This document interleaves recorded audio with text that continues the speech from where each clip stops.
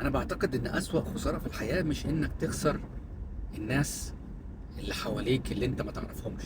الخسارة الحقيقية هي إنك تفقد نفسك وما تعرفش نفسك. في ناس بتعيش عمرها كله بتقلد طريقة كلام، طريقة لبس، أحلام حتى، أو مشاعر الآخرين، مش لأنها عجباهم أو تشبههم، لكن لأنها مش عارفة تكون نفسها. الغريب بقى إن هما فاكرين إن هما بالشكل ده بيكسبوا قبول الناس، لكن اللي حصل فعلا إن هما بعد شوية بيخسروا الشخص الوحيد اللي كان مستحيل يتكرر، نسختهم الحقيقية. لأن العالم في الحقيقة يعني مش محتاج نسخ جديدة من أشخاص تانية. العالم مستني يشوف النسخة الوحيدة اللي انت تقدر تكونها.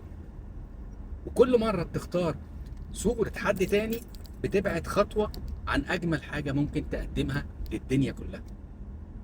اسمح لي أسألك، يا ترى انت عايش حياتك ولا عايش النسخة اللي الناس مستني انها تسقف لك عليها؟